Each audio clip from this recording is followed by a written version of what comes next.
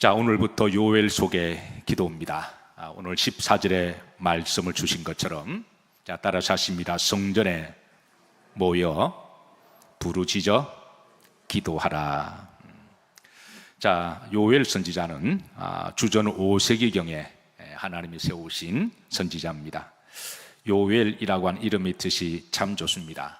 한번 따라서 하십니다. 여호와는 하나님이십니다. 우리 옆으로 보시면서 인사하시죠. 오직 여호와께서 하나님이십니다. 자, 지극히 당연한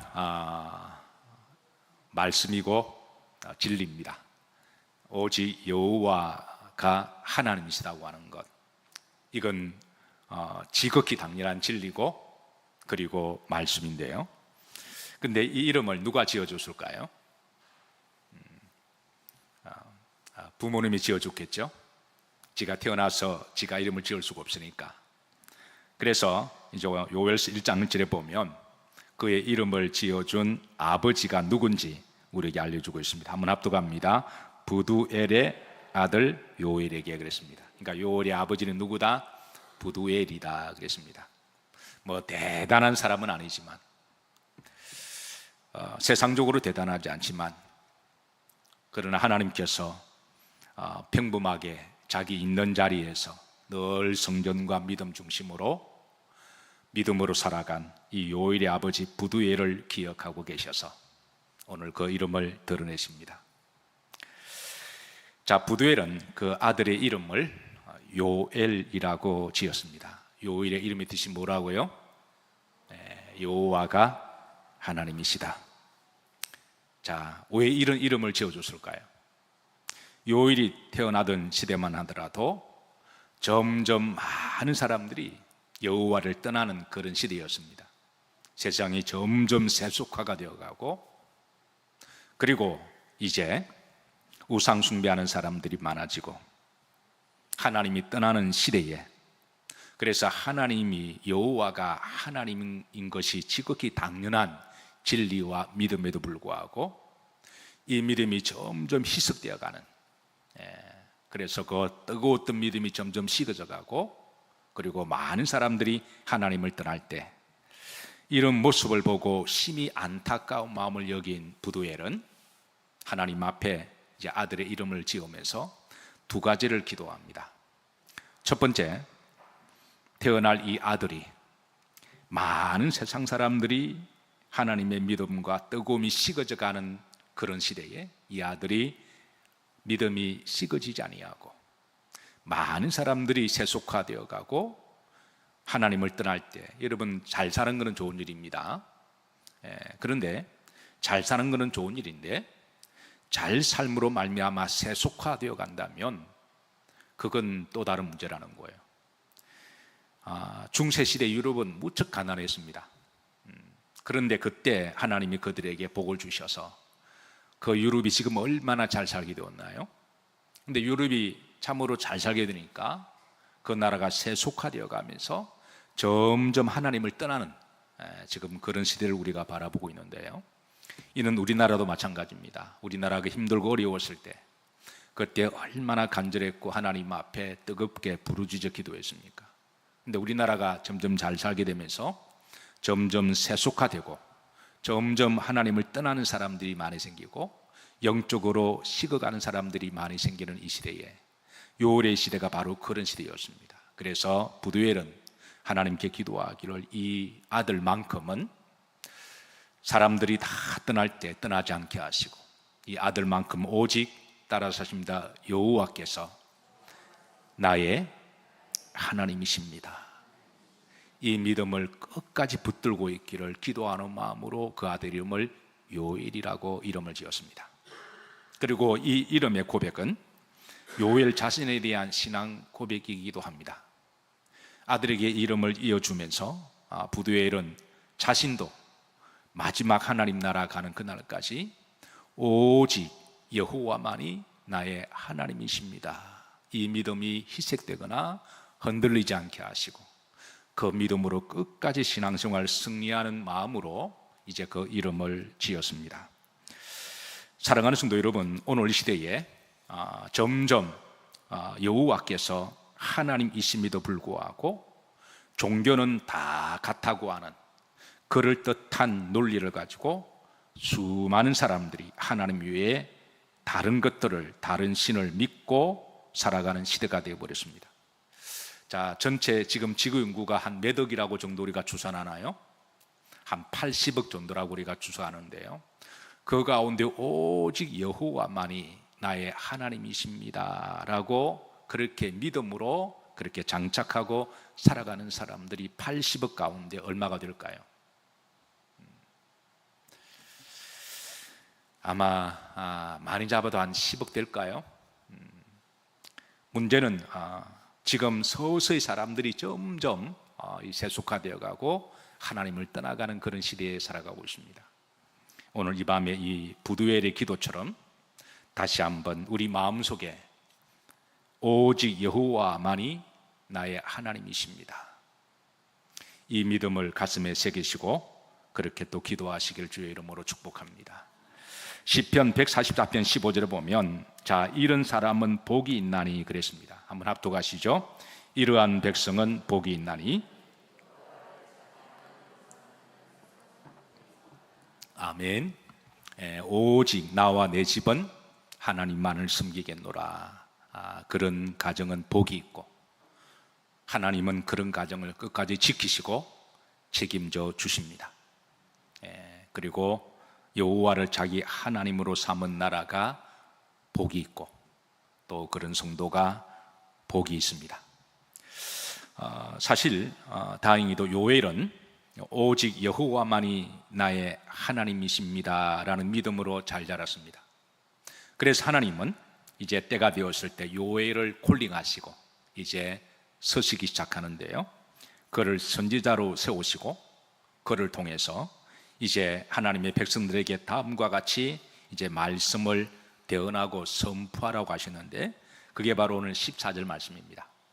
자, 요엘 선지자가 어떻게 이제 하나님의 말씀을 대언하는지 다 같이 한번 합독합니다.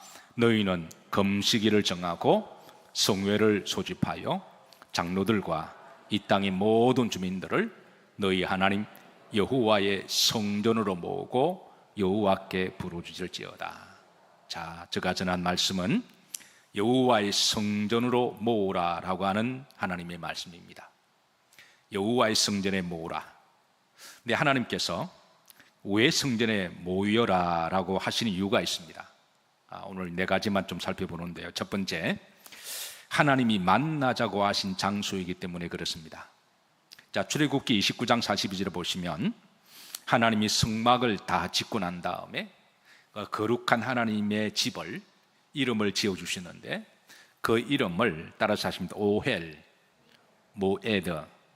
자, 이것을 우리나라 말로 번역해서 회막이라고 번역했는데요, 자, 한번 합독하십니다. 이는 너희가 대대로 여호와 앞 회막 문에서 널 드릴 번제라. 내가 거기서 너희와 만나고 내게 말하리라. 오헬 모에드라고 하는 것은 이제 만남의 장소라고 하는 뜻을 가지고 있습니다. 그러니까 하나님의 성전은 이제 만남의 집, 약속의 장소라고 하는 곳이죠. 그러니까 우리가 성전은, 하나님의 집은 다른 말로 하면 이제 누구와 만남의 장소라는 거예요. 그러니까 하나님과 만남의 장소가 바로 성전인 줄로 믿으시기를 바랍니다. 자, 우리가 사람을 만나자고 했을 때는 그 다음에 장소를 정하죠. 마찬가지로 하나님도 우리를 만나기를 원하십니다. 그런데 하나님이 정한 장소가 어디예요? 바로 이곳입니다. 하나님의 집, 성전입니다. 하나님은 여러분들을 성전에서 만나기를 원하십니다. 그래서 요엘 선지자를 통하여 하나님의 성전 앞으로 다 모으라고 그렇게 일러주시고, 시편 50편 5절입니다. 하나님이 또 이렇게 말씀하십니다. 합독합니다. 이르시되 나의 성도를 내 앞에 모으라 그랬습니다. 나의 성도를 누구 앞에 모으라고요? 내 앞에 모으라. 그래서 매 시대마다 주의 종의 첫 번째 사역이 있다면 어떻게 하든 성도들을 하나님의 집에 모으게 하는 일입니다. 내 집에 모으라. 자, 그러면서 하나님께서 우름지를 보시면 자, 그들은 나와 뭐로 언약한 자라 그랬나요? 제사로. 그러니까 우리가 모여서, 그러니까 하나님이 왜 만나자고 하시느냐 하면 첫 번째가 제사입니다. 우리가 교회에 나와서 하나님께 예배를 드리고, 그리고 예배를 드릴 때 하나님께서 나와 뭐한 자다? 언약한 자다. 말씀을 통하여 하나님 우리에게 약속을 주시고 말씀을 통해서 우리와 언약을 맺기를 원하십니다. 그래서 여러분들이 교회에 오셔서 기본적으로 하나님을 만나시려면 기본적으로 교회에 오셔야 되고, 물론 하나님이 다른 곳에도 다 계실 수가 있지만 그렇다고 숫제, 우리가 하나님이 술집이나 오락실에서 만날 수는 없잖아요. 뭐 하나님 마음만 먹으시면 뭐 놀이터에도 계시기도 하고 커피숍에도 계시기도 하겠지만, 그렇다고 거룩하신 하나님이 그곳에서 우리 보고 만나자고는 하시지 않습니다. 적어도 우리가 하나님을 만나려면 거룩한 마음을 가지고, 사모하는 마음을 가지고, 그런 기본적인 마음을 가지고 하나님의 집에 와야 하나님이 만나자고 하시니까. 여러분,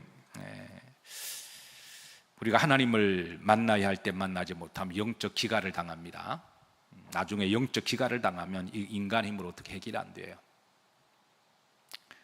영적 큰 기갈을 당하기 전에 여러분 하나님이 만나자고 하실 때 약속의 시간에 자주 오셔서 성령으로 충만하게 채우셔서 마지막 시대에 이제 남자나 여자나 젊은 사람이나 처자나 영적으로 가람이 있을 것이라 그랬는데, 이 영적 가람이 나중에 영적 기근이 오면 이게 인간의 힘으로 어떻게 해결할 길이 없고 돈으로도 안 되고 어떤 사람으로도 안 됩니다. 그래서 평상시 기갈을 당하지 않도록 하나님이 전해 오셔서 하나님께 예배 잘 들으시고 하나님의 말씀이 여러분들에게 언약과 약속이 되기를 주의 이름으로 축복합니다. 어쨌든 하나님 만나려면 교회로 오셔야 돼요. 다른 방법은 없습니다.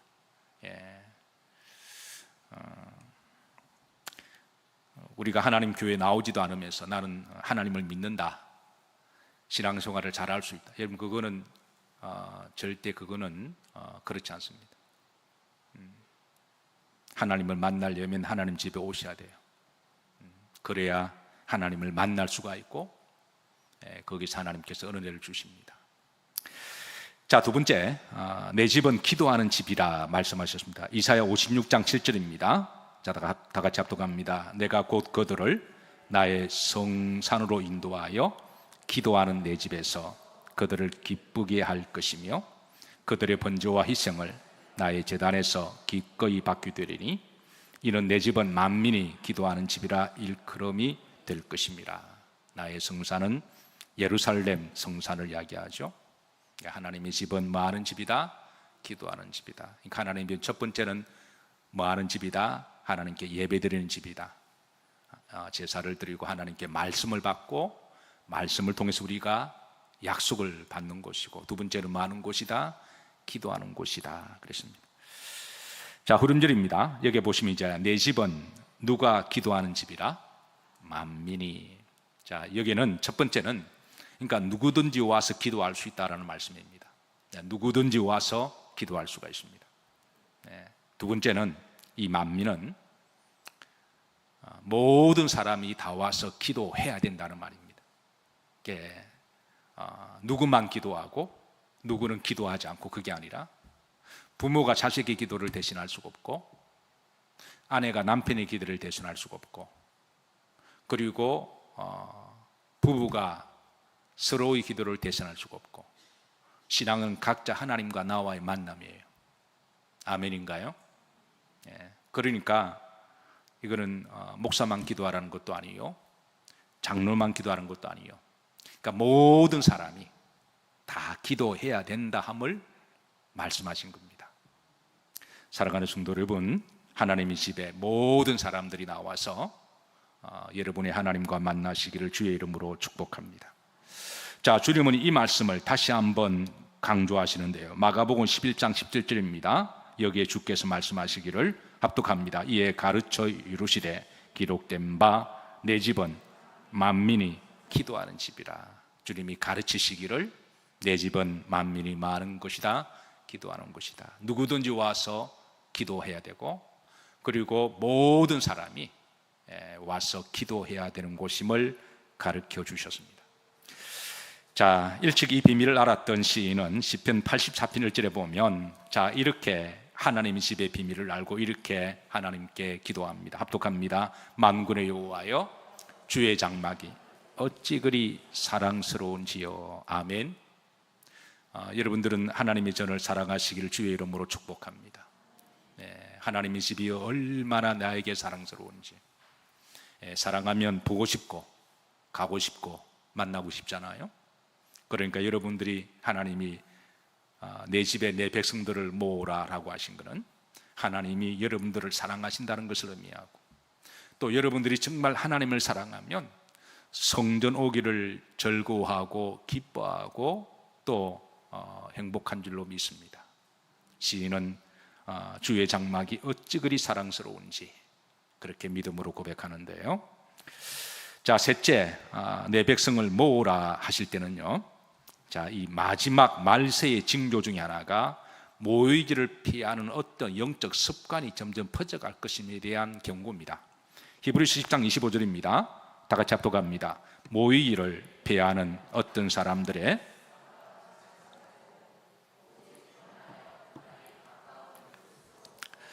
요엘서를 흔히 구약의 작은 묵시록이라고 이야기합니다.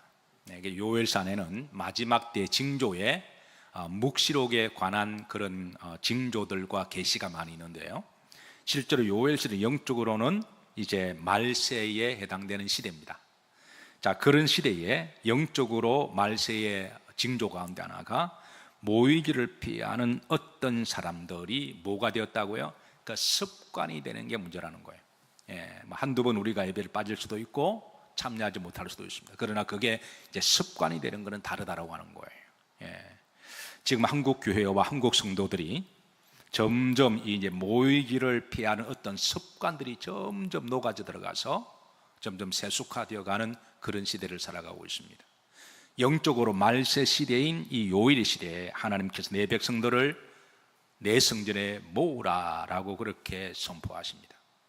오늘 이 시대도 사랑하는 성도 여러분, 우리가 영적으로 말세의 시대를 살아가고 있는데, 영적으로 모이기를 피하는 어떤 사람들의 습관이 여러분들의 습관이 되지 않기를 주의 이름으로 축복합니다. 이거는 역으로 말하면 모이기를 즐겨하는 이 영성의 습관이 여러분에게 잘 장착되기를 주의 이름으로 축복합니다. 어쨌든 여러분의 영성을 잘 점검하셔서 어떻게 하든 여러분 모이기를 즐겨하는 그 습관의 영성을 여러분 쌓아두시기를 주의 이름으로 축복합니다. 자, 비록 요엘 시대에 소수기는 하지만 남은 자들이 이 모이기를 피하는 습관이 점점 퍼져가고, 참 부두엘이 바라볼 때, 요엘 선지자가 바라볼 때 한때 그렇게 모이기를 즐겨했던 믿음의 사람들이 점점 모이기를 이렇게 한 번, 두 번 하나님께 모이는 그 기도의 자리와 예배의 장소에 빠지고 옥수수에 나달 빠지듯이 그렇게 그 자리가 빠져나가는 걸 바라볼 때 요엘의 마음이 얼마나 마음이 아팠을까요? 한때 그렇게 열심히 했던 사람이, 한때 예배를 그렇게 사모하고 즐겁게 늘 그 자리에서 은혜를 받으며 예배드리던 사람이 언제부턴가 예배가 점점 줄어들면서 이제 나중에는 선데이 크리스찬만 되어가는 모습을 바라볼 때 그때 요엘의 가슴이 얼마나 마음이 아팠을까요? 그럴 때 하나님은 요엘에게 말씀하시기를 내 백성을 나의 성전에 모이게 하라고 말씀을 선포하게 하셨습니다. 여러분, 할 수만 있으면 하나님이, 우리가 지난 수요일 예배 때에 이제 하나님이 나팔을 이렇게 이제 마지막 시대에 불게 하시는데, 제사장이 부른 나팔 중 하나가 예배 때 모이라고 하는 나팔이라고 제가 말씀을 설교를 했습니다. 예배 때 여러분들에게 하나님이 모이라고 하는 그 나팔 소리가 들리기를 주의 이름으로 축복합니다. 어쨌든 모이기를 즐겨하는 우리 영일 성도들이 되기를 주의 이름으로 축복합니다. 요엘서 1장 19절입니다. 여기 이제 비록 소수기는 하지만 그래도 남아있는 자들은 이제 남아서 끝까지 이제 모이는 그런 이들도 소개하는데요. 19절 합독합니다. 여호와여 내가 주께 뭐하오니 부르짖으오니 불이 목장의 풀을 살랐고 불꽃이 들의 모든 나무를 살랐습니다. 이런 마지막 시대도 이제 끝까지 남은 자들이 되어서 남은 자의 바늘에 그렇게 있는 이들도 있음을 드러내고 있습니다. 자, 마지막입니다. 자, 재앙의 징조들을 보면서 성전에 모여서 기도하라라고 일러줍니다. 자, 1장 4절인데요. 자, 여기 보면 네 종류의 곤충이 나와요. 합독합니다. 팥중이가 남긴 것을 메뚜기가 먹고, 메뚜기가 남긴 것을 너치가 먹고, 너치가 남긴 것을 황충이 먹었도다. 자, 이 네 종류의 곤충은 일종의 이제 그 시대에 이제 수억 개의 곤충이 날아와서 온 땅에 내려앉아서 밭과 논과 식물에 있는 모든 것을 다 갉아먹어 치우는데요. 자, 겉으로 보면 자연적 재앙입니다. 겉으로 보면 이 자연적 재앙인데요. 그런데 이게 이제 첫 번째 곤충이 나오죠. 팥충이가 나옵니다. 그러니까 일종의 메뚜기가인데 메뚜기 전 단계 유충을 이야기합니다. 근데 이제 유충이 와서 한번 싹 다 싸그리 이제 곡식을 다 먹고 갑니다. 자, 그 다음에 그가 남긴 것을 누가 또 와서 먹나요? 또 메뚜기 재앙이 와서 또 그 남은 것을 싹 쓸어갑니다. 자, 그 다음에 메뚜기가 남긴 것을 누가 와서 또 먹나요? 너치가 와서 또 갉아먹습니다. 이 너치는 이제 메뚜기보다 약간 큰 단계 곤충을 이야기해요. 그러니까 이제 황충이는 메뚜기보다, 이런 메뚜기는 잘 아시죠? 메뚜기보다 좀 적은 유충의 곤충을 이야기하고, 이제 이게 너치는 메뚜기보다 좀 큰 곤충을 이야기하고, 그 다음 마지막에 누가 먹었도다? 황충은 메뚜기보다 한 두세 배 큰 그런 곤충을 이야기합니다. 그 이제 황충이 와서 나머지를 다 갉아먹는데요. 자, 이 네 종류의 메뚜기가 순수대로 언급한 것은 단순한 곤충의 나일이 아니라 재앙의 점진적인 파괴력과 연속적인 재앙의 징조들을 하나님이 보여주시는 것을 이야기합니다. 그러니까 이 자연적 재앙이 어떤 한 번으로 끝나는 게 아니라 그게 이제 계속 점진적으로 계속 반복해서 일어나는 것을 바라보게 되면 그런 단순하게 자연적 재앙이 아니라 하나님의 심판으로 보라고 하는 것이죠. 그래서 그런 자연 재앙을 보면 이제 하나님을 믿는 사람들은 깨어 있어서 이를 보고 기도하라라고 하는 그런 말씀을 주십니다. 지금 전 세계적으로 각종 이상 기온으로 인하여 자연재해가 난리가 납니다. 이미 몇 년 전부터 지금 이런 재앙들이 계속해서 일어나고 있습니다.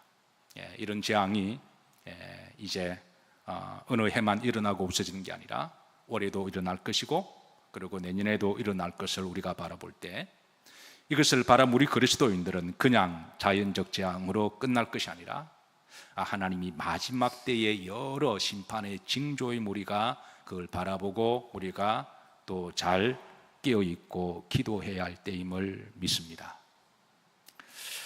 자, 말씀을 정리합니다. 하나님은 주의 종 선지자를 통하여 성전에 모이라고 명령하십니다. 성전에 모이라고 하신 것은 바로 성전은 누구를 만나는 곳이다?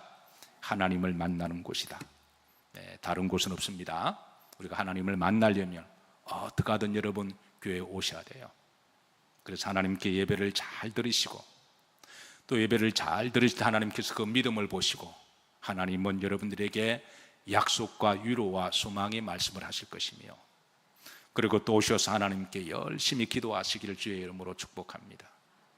열심히 기도하셔서 내 집은 기도하는 곳이라 말씀하셨고, 그리고 마지막 시대에 모이기를 피하는 어떤 사람 영적 습관이 지금 스물스물 다 퍼져가고 있는데, 그럴 때에 여러분 그런 습관에 들지 않도록 늘 기도로 점검하시고, 그리고 마지막 시대에 지금 돌아가는 이 정세를 가만히 분별하면서 우리를 파수꾼으로 세우셨잖아요.